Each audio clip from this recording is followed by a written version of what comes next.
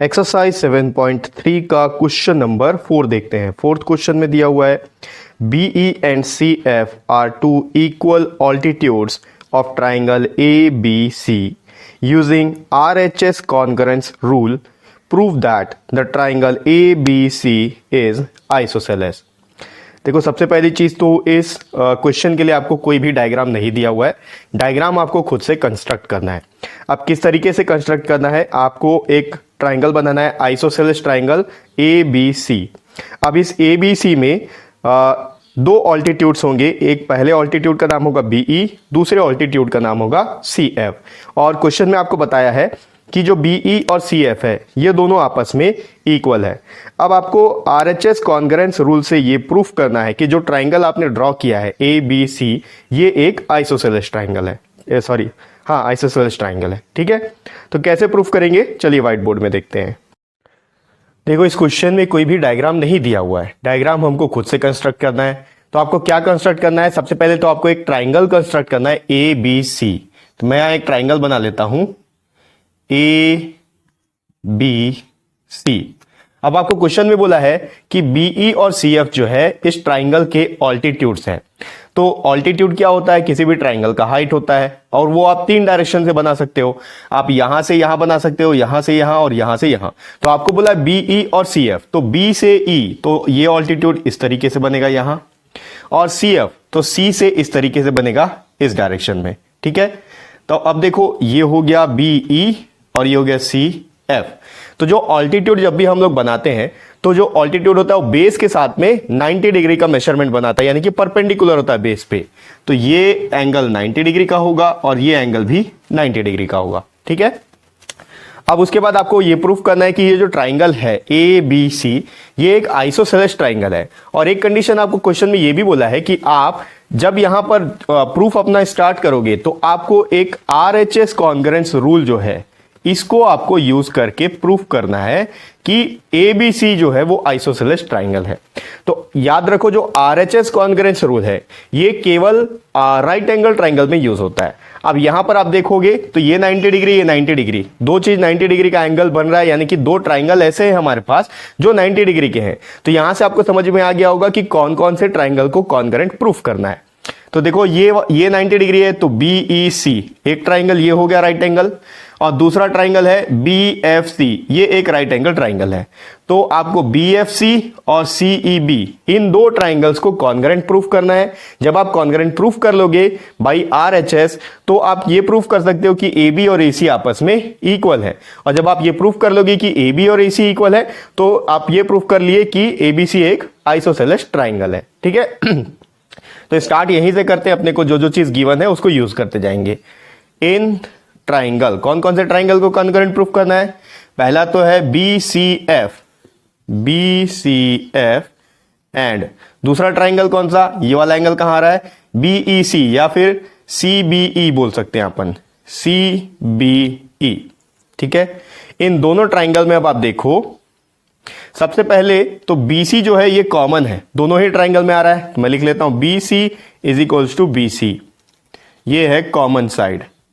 अब आपको ये ध्यान में रखना है कि आपको कॉन्करेंट कैसे प्रूफ करना है, आपको RHS का यूज करना है। तो ठीक है, तो RHS में R सबसे पहले राइट एंगल आता है, तो राइट एंगल ये वाला बन रहा है। ठीक है, यहां पर इस ट्राइंगल में BEC ये एक राइट एंगल है, और इस ट्राइंगल में देखोगे तो BFC ये राइट एंगल है। तो मैं इसको लिख लेता हूं, angle BEC is equals to angle, दूसरे ट्राइंगल में आप यहां से ले लो CFB आप लिख सकते हो 90 डिग्री ईच। ठीक है, क्योंकि दोनों ऑल्टीट्यूड है, ऑल्टीट्यूड है तो बेस के ऊपर परपेंडिकुलर रहेंगे। ठीक है, अब ये मिल गया अपन को, राइट हैंड साइड मिल गया। ठीक है, सॉरी राइट एंगल मिल गया। अब देखो BC जो हमने लिया है BC वो क्या चीज है, देखो ये राइट एंगल है, तो ये वाला ट्राइंगल आप देखो, ये वाले ट्राइंगल को। ठीक है, तो राइट एंगल के ऑपोजिट साइड का जो साइड होता है, ठीक है, राइट एंगल के ऑपोजिट में जो साइड होता है उसको हाइपोटेनस बोलते हैं, यानी कि इस वाले ट्राइंगल के लिए ये हाइपोटेनस है।